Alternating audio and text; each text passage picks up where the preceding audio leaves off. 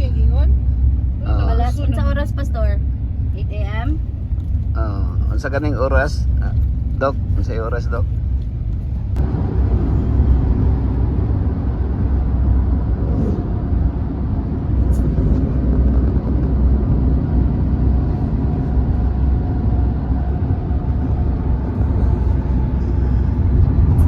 Ini nga lugar ni kuan ni ta.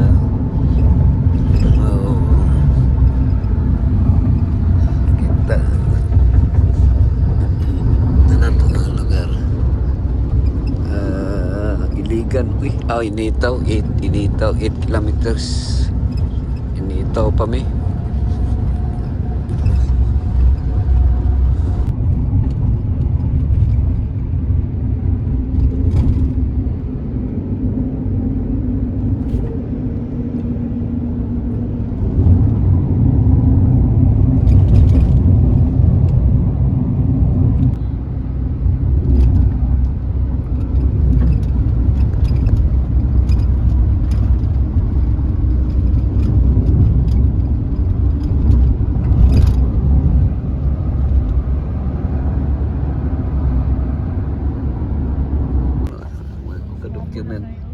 Wag ko naka-document sa itong arrival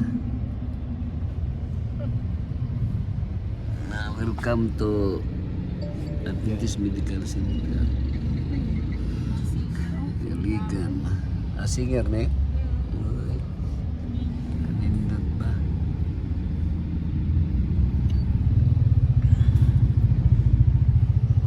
uy traffic kayo Dili ba ER? Oh, yakap nili daw.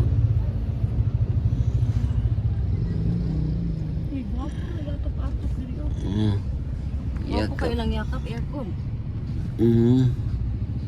Grabe no. Ang ato lang parking area ni. Nalang mobile clinic. Gwapo na murag shell nilang. Murag ka ng gasolinahan. O man na siguro ribbon cut na cut naman. Humana sila. Kani dire? Sige, salamat. Humana nakakuha na dahil sila. Cluster na. Wala sila ribbon cutting. Kaya ito na biya. Ay,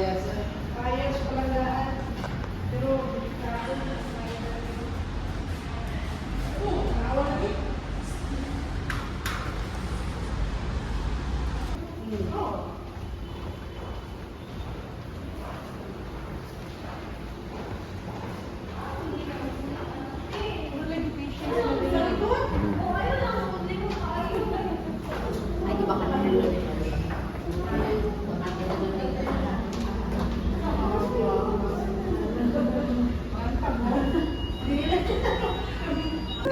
Lera na yun ako.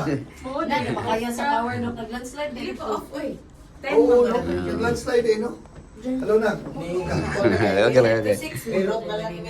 Sabi ka na magbaka-baka di mo agi patay. Kuha na lang tayo. Kuha.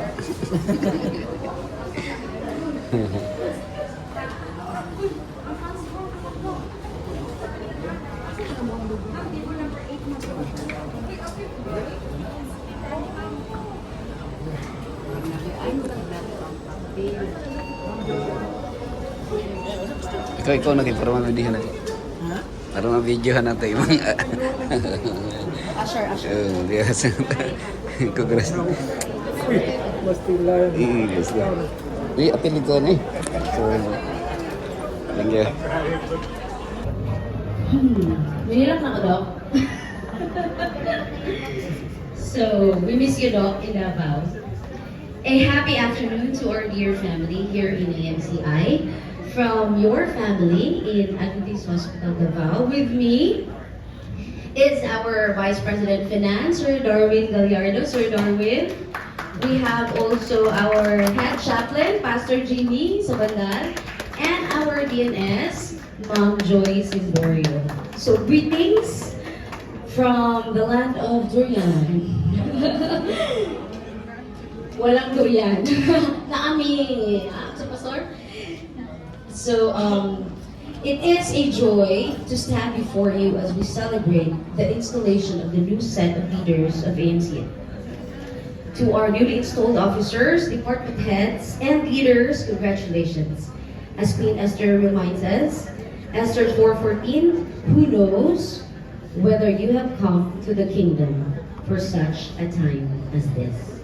Indeed, each of you has been chosen by God for this very season.